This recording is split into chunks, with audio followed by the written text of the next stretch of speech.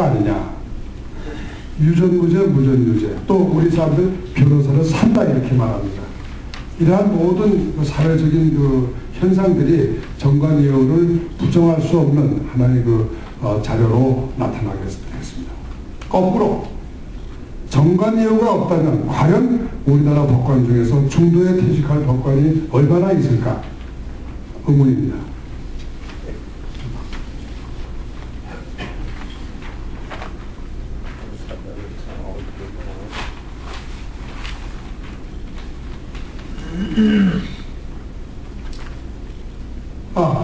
그래서 이제 마무리 단계로 들어가서 그러면 이와 같은 문제점은 다 정리가 됐습니다. 그럼 어떻게 고칠 거냐? 사법개혁의 방안입니다. 좀 엉뚱한 말씀이지만 저는 이 사법개혁의 방향을 인사제도에서 찾지 않고 정보 문제에서 찾아야 된다고 보고 있습니다. 정부의 평등 공개가 가장 중요한 핵심적인 내용이다. 조금 아마 이해하시기 좀 어려우신 부분이라고 봅니다. 그래서 제가 조금 이 부분을 설명을 드리겠습니다. 중도의 법관들이 퇴직하는 것은 뭐 여러 가지 원인이 있지만 역시 크게 보면 정관예우 때문에 중도에 퇴직합니다. 정관예우가 없다면 아까도 말씀드렸지만 과연 어느 법관이 퇴직을 하겠느냐 하는 겁니다. 대한민국에서 가장 좋은 직업이라고 할 수 있는 법관직을 스스로 퇴직할 사람이 과연 몇이나 되겠습니까? 그러면 이 정관예우가 있다는 건 틀림없다고 보고 이 정관예우는 그럼 왜 생겼느냐 하는 겁니다. 이 여기에 대한 답이 이것이 제일 중요한 문제인데 이 정관예우를 없애기 위해서 그동안 정부가 노력해온 것을 보면은 여러 가지 방법이 예를 들어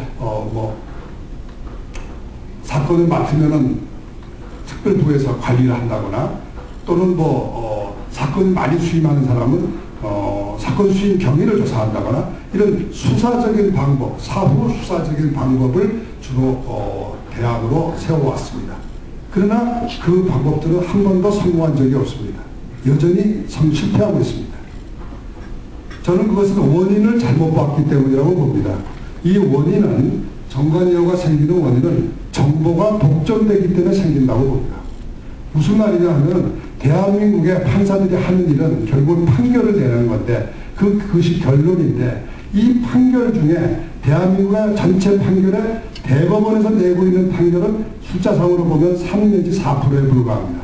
그리고 대법원 판결은 법률 판결이라서 추상적으로 되어 있고 사건 내용이 안 들어 있습니다. 근데 이러한 판결들은 지금 현재 대법원에서 인터넷으로 공개를 하고 있기 때문에 누구나 사건 번호를 잘 몰라도 검색을 가능합니다. 반면에 판결 정보의 96% 내지 97%를 차지하고 있고 또 사건 내용이 그 속에 들어있는 그 1심이나 2심 판결은 현재로서는 인터넷에 뜨지 않습니다. 어디에 뜨느냐 하면 법원의 내부 인터넷 전산망에 뜹니다. 그렇기 때문에 이 전산망은 누가 볼 수 있느냐 하면 법관하고 법원 직원만 볼 수 있습니다. 법관 2,500명과 약 수천 명에 달하는 법원 직원들은 패스워드를 집어넣고 검색을 하면은 실명 그대로에 하나도 고쳐지지 않은 원 내용의 판결문을 그대로 볼 수가 있습니다. 그래서 이렇게 같이 제한적인 자기네 식구들에게만 공개하는 이러한 제한 공개가 되고 있기 때문에 결국 1심, 2심 판결은 공개 정보가 아니라 인사이드 정보가 됩니다. 이러한 인사이드 정보가 사실상 가치가 있는 것이기 때문에 이러한 정보 가치를 독점하는 데서 오는 가격이 올라가서 결국 정관예우는 생긴다. 그러니까 이것은 일종의 불공정 경쟁의 형태가 되겠습니다. 선진국은 그러면 어떻게 정관예우 문제가 왜 한국에만 있습니다. 아시다시피 중도 퇴직이나 정관예우는 한국에만 일본도 없습니다. 한국에만 있는 현상인데 이거 왜 이렇게 되느냐 하면 외국은 사법정보센터를 만들어서 정보를 모든 국민이 공동으로 쉐어하고 있기 때문입니다.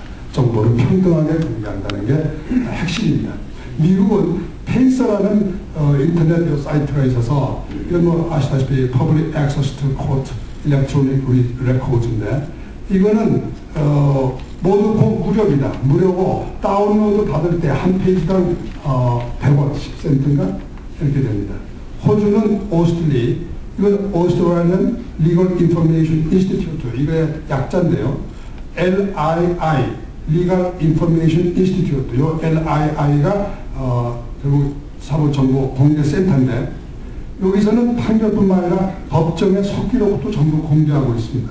캐나다는 캔이라고 그러는데 호주하고 비슷합니다.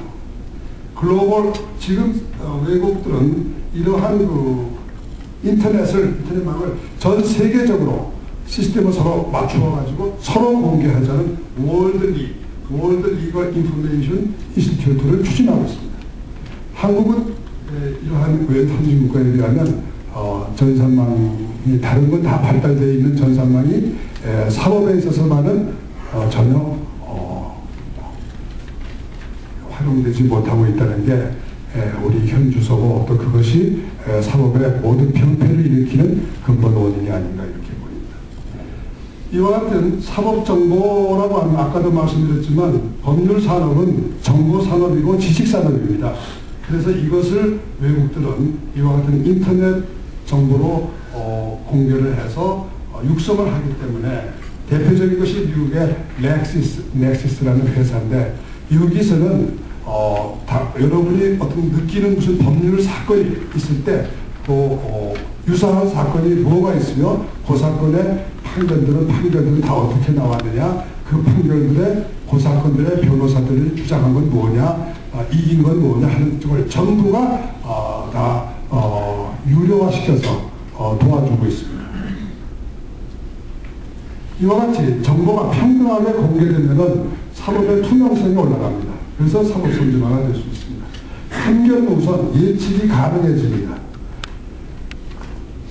그렇게 되면 인사이드 정보를 바탕으로 하고 있는 정관예우는 사라진다고 봅니다. 또 변호사는 인맥이 아니라 정보를 검색을 해서 유사한 사례를 찾아가지고 고객이 원하는 법률 정보를 제공해서 대가를 받게 됩니다. 그러면 로비스트가 아니라 일종의 정보 검색 사업에 내지는 정보 분석의 역할을 하게 됩니다. 국민은 구태여 인맥을 찾아서 변호사를 찾을 필요가 없습니다. 판사와 친한 변호사를 찾을 게 아니라 유능한 정보 검색사를 찾아서 자기 사건이 다른 선례가 어떤 것인가를 조사해서 그걸 기준으로 해서 재판 안 받고 화해로 사건을 해결할 수 있게 됩니다.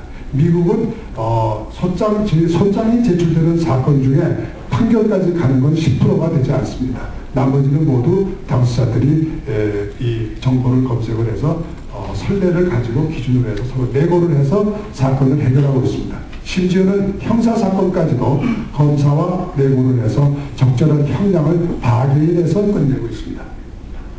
법관은 개인의 이념이나 소신을 내세우지 못하고 선례에 의해서 재판을 하게 됩니다. 예를 들면 강기갑 사건이나 또는 MBC PD수첩 사건, 이것은 판결문을 제가 봤습니다만 아주 1심 판결이기 때문에 홈페이지에 안 뜹니다. 대법원 홈페이지에 안 뜨고 제가 사적으로 친한 사람에게 부탁을 해서 판결문을 입수를 해서 봤는데, 그 판결문을 보면은 강기갑 사건은 31페이지, MBC PD수첩 사건은 42페이지의 장문의 논설입니다. 그런데 특징은 그 논설의 어느 한 페이지에도 선례를 인용한 게 없습니다. 미국 같으면 그런 정도의 사건은 처음부터 끝까지가 선례를 인용하는 것으로 끝납니다. 자기 의견을 내세우는 것이 아니라 선배들의 의견, 법원에 확립된 전통, 그것에 기초해서 재판을 한다는 게 법에 의한 재판이다 이렇게 믿고 있는 데 비해서 한국은 선례를 무시하고 자기의 주관, 자기의 가치관, 심지어는 사법을 통해서 국가를 개혁한다는 그런 사법 적극주의 이름으로 의견을 제시하는 것을 당연한 권리다 이렇게 잘못 인식하고 있습니다.